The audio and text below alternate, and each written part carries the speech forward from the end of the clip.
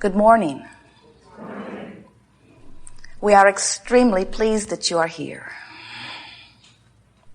It is good to come together for the purpose of co-creating. Do you agree? You are knowing what you are wanting, for the most part. You are enjoying how that evolves. The entire universe is established in order to assist you out here on the leading edge of focusing your desire. How are you doing with that? Do you enjoy the desire when it is manifest? Do you enjoy the desire even before it is manifest? This is the crucial question. Is your desire life-giving without manifestation? Say yes. We all are eternal beings, and desire will continue to evolve. We will be eternally amending our desires. It is the way everything is established. You cannot hold your desires back. They just happen. Preferences are being born. I prefer that to that. I prefer that to that. I see all of these possibilities and this is my choice. I really prefer this. I prefer comfort to discomfort. I prefer joy to sadness. I prefer motion forward to a feeling of stagnation. Or I prefer a little ease to frenzy. I prefer more money to not enough money. Or I prefer more action to not enough action. But I prefer calmer action rather than frazzled action. But I prefer action to boredom. In other words, you are constantly in every moment at all kinds of levels of your being, even cellular levels, speaking preference. And source energy hears every preference at its subtle or broad definition and responds to it immediately. The question is, how much in alignment are you with your preference? If you have been banging around in a situation that is causing you to very clearly state your preference, you want more money, or you want a different physical condition, you want to be well rather than sick, or you want to have prosperity rather than debt. As that preference shoots from you, if you are feeling so much the discomfort of your sickness, or of your debt, or of your dilemma, then you are not in that moment a match to your own desire. So even though you have stated it clearly, vibrationally, maybe even with your words, if you are not a vibrational match to what you're asking for, you cannot let it in. And if you're not letting it in, then you're not living it. And if you're not living it, it isn't because you don't want it. It isn't because you haven't preferred it. It isn't because law of attraction isn't working well. It isn't because you are being put into a category of inappropriate or unworthy, and therefore you are being deprived of it. It is for only one reason. You're not a match to what you want. Don't you love knowing that whatever you prefer, source energy responds? Sometimes our physical human friends have a hard time accepting that. Sometimes when we say, when you ask it is given, we can feel you feeling something like, well, it would be all right if I get what I'm asking for, but some people are asking for some things that I just assume they don't get. What that says is, in order for me to be joyful, in order for me to be satisfied, in order for me to have life the way I want it to be, I need to apply some measure of control to what others are getting. And we say, if you can let go of that one, then you will be in the place of living your life in the way that you've intended. If you will see this environment as a buffet with all possibilities, and you will allow all, including yourself, to choose whatever they are choosing, and you don't get involved in what they are choosing, you will more likely be in alignment with who you really are. It's an interesting thing. When you get together, even in your groups where you feel some sense of compatibility, very often, right in the middle of that compatible group, you have arguments. You say, oh, well, we really come together when we push against our common enemy. And we say, yes, but you have enemies even within your group. And if you could get to the place where you no longer feel a need to push against anything that you disagree with, you would become in alignment with what you do agree with. That's really big. Do you hear that?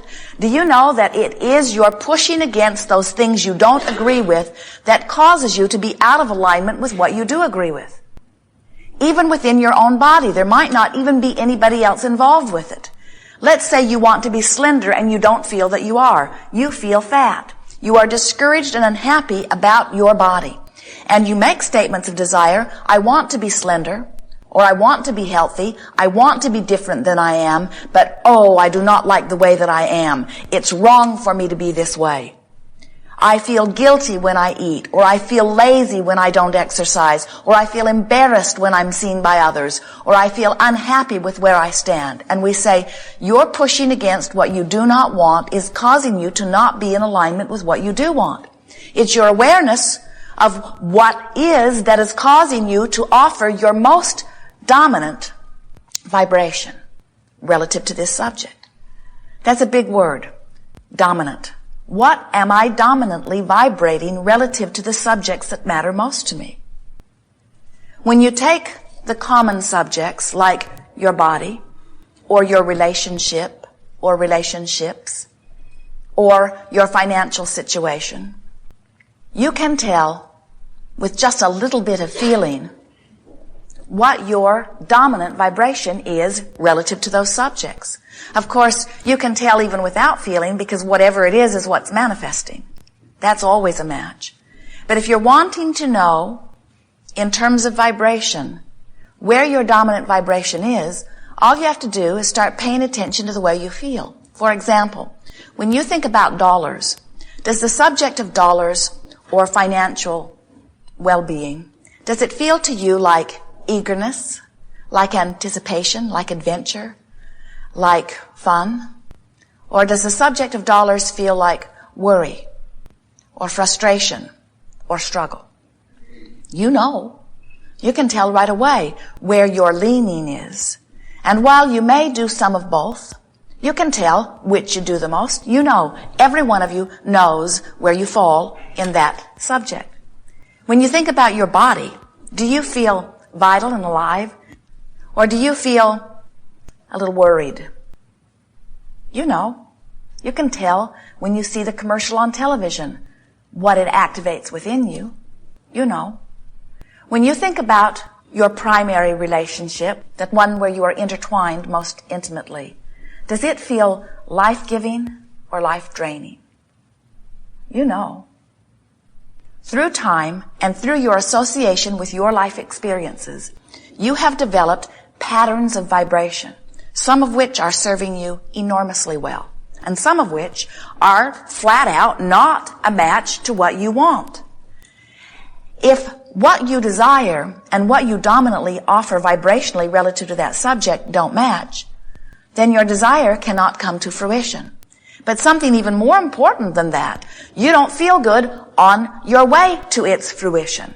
We would like you to come to the place where you recognize that there is more coming for you all of the time and that every desire is constantly amended. And we would like you to know that so well that you can stand right here, right in this place of unfulfilled desires and feel wonderful about the unfulfilled desires, because you know this will be the common, everlasting, eternal place where you will stand, because there will always be unfulfilled desires. It's time to get over being upset about what isn't happening and to begin being exhilarated about what is happening, or about the potential of that which is to come. As you lament what has not happened, you offer a vibration that won't let it happen, because you can't match what you want and what you don't want at the same time.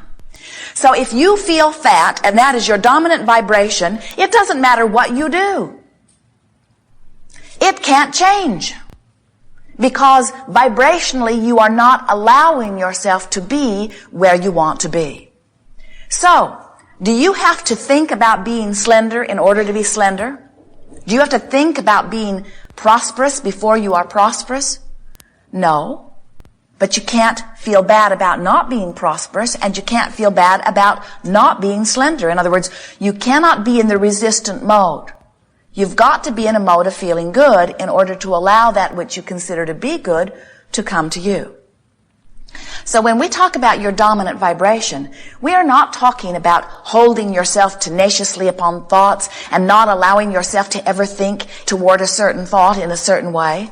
What we are suggesting is that you just begin to relax and lighten up and be more free and easy about more things, and trust that the things that you have identified preferences about are known by all that is, are being organized in terms of circumstances and events, and if you will just chill out and lighten up and get into a place of no longer resisting, those things will come to you.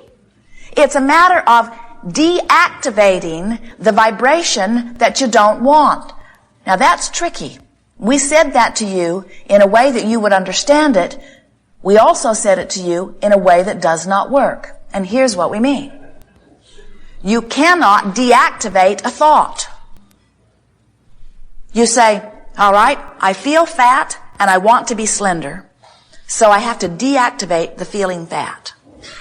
Problem with that is every time you think about being fat, you activate it. Every time you think about no longer smoking, you activate it. Every time you think about anything, you activate it. The way you activate is by giving your attention to it. So the way you deactivate is not give your attention to it. But when you decide you're not going to give your attention to something, you're usually giving your attention to that thing you're not going to give your attention to. And now you've activated it. And so the key to getting what you want is by activating thoughts that feel good when you focus upon them. So this business of solving problems has never worked for you because you activate the problem during your solving process. In the moment that you know your problem, you also feel a preference being born, and as soon as you can turn your attention toward the preference, you are in alignment with it. But Art of Allowing does not say to you that you have to turn your attention only to that specific preference. Art of Allowing says you can think about anything that feels good, and you are in the place of allowing all things that you consider to be good. Can you feel how much easier this is? We tease about how you can move through your contrast, activate a desire, then just pet your cat, and if it pleases you to pet your cat as much as it pleases your cat for you to pet your cat, now you're in the place of alignment or of allowing. We want to show you how to get into the place of activating vibrations that allow well-being to flow to you. And we want to introduce to you a process that you may have used many times under other titles. Today we are going to call it virtual reality, because we want you to begin to use this process called virtual reality for one purpose and one purpose only. It's not to remind the universe that you've been asking for it and it's time that it shows up. It's not a workshop where you mold things into place. Virtual reality process is the process where you practice the activation of a vibration that allows. Most of you are not consciously aware of how or when you picked up your vibrations that don't allow. Most of you were very little when you began having some of those feelings, and most of those feelings felt normal in the environment in which you were living because those around you were feeling them and expressing them to you and teaching them to you. So little by little by little by little, you have developed the vibration relative to these subjects that you are currently walking around with. And it's going to take some practice to move those vibrations into different places. And that's what this process of virtual reality will do. It will cause you to practice a good feeling vibration so that first, the good feeling vibration begins to feel more normal to you, and second, the good feeling vibration puts you in the place of allowing, and third, you will be more likely to recognize the not so good feeling vibrations if you've been practicing the good feeling vibrations. So, it's a powerful tool. Virtual reality is for one purpose only, and that is for you to practice a vibration that feels good and make it your dominant vibration.